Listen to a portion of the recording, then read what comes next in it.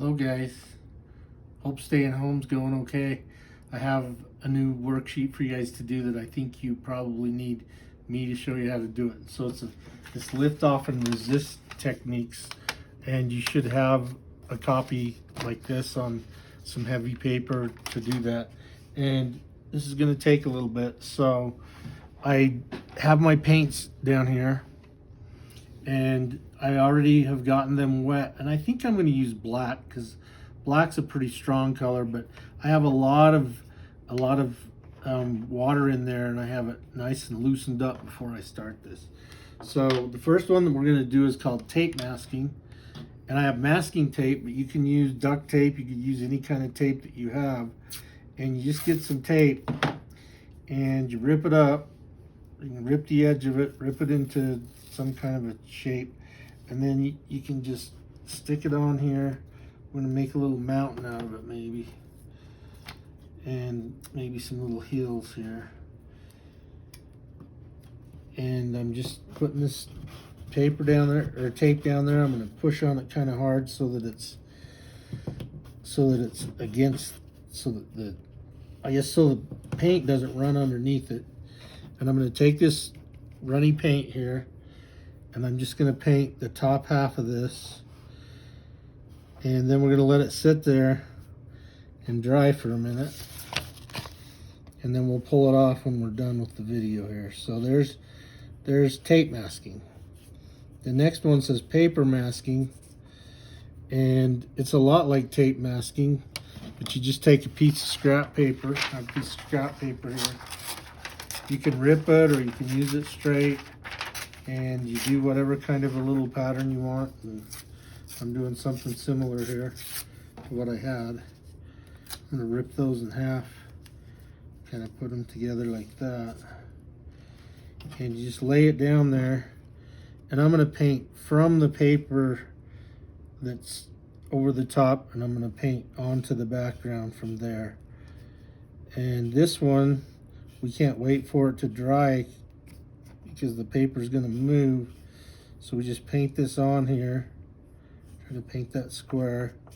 And we're just going to lift this paper off from here.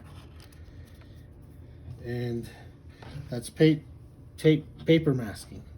Next one is oil pastel or crayon, or you can use a candle, some kind of wax if you have some wax. Sometimes you don't have everything you need right at your house, so you can make some clouds or something if you want. I'm just going to do a word just to demonstrate so you can see what it looks like, and I just put art on there, and I'm going to paint over the top of it. And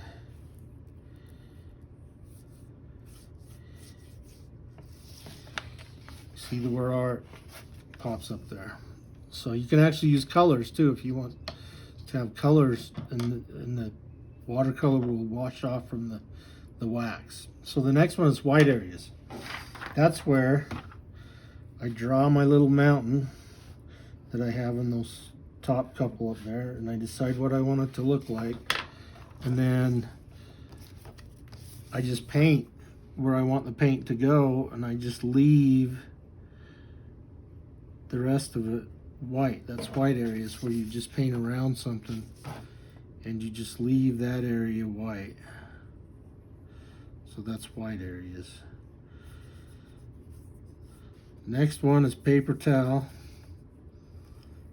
and any kind of paper towels will work. I have some soft paper towels. If you have some a little bit crunchier ones, they might even work better, but for this one, make sure that you have quite a bit of water in your brush. If you look down here, make sure you got quite a bit of water in that.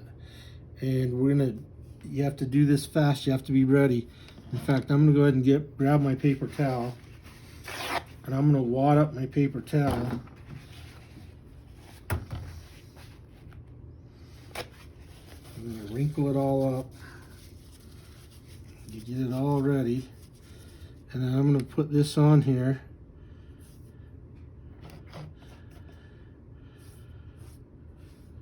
This paint on here. You got to do this one pretty fast, and while it's still wet, you blotch it. This paper is not going to work very good for that one.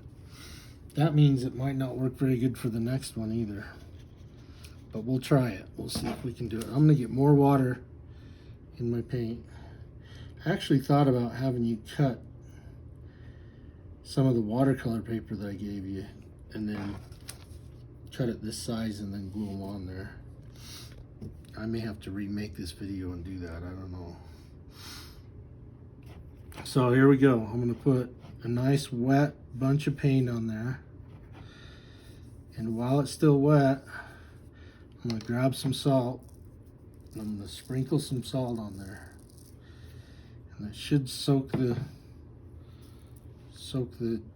moisture in and create something there. Next one is cardboard.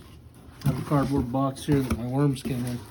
The lady at the post office didn't like it. They were crawling out of these holes. They got loose. So next one, we're gonna put a bunch of paint on here, nice and wet. We're gonna do it fast. And I'm gonna take this cardboard and I'm gonna scrape it. Do some scraping on it. And the next one is Thirsty Brush, where I'm gonna put a bunch of paint on here and then I'm gonna dry my brush out. So I'll hurry and dry my brush out with some paper towels. And I'm gonna soak some of that up. So that didn't work that well, but I think we'll just go ahead and do it with this paper. And when we do it with the watercolor paper, you'll see a lot better difference. These techniques will work a little bit better with the watercolor paper because it won't soak the water in, it won't soak the paint in quite so fast, and you'll get some better results. So this is the assignment for this week, to do this one right here. And then next week we'll go ahead and we'll start on a real watercolor. So we'll do a painting. Thanks, and bye.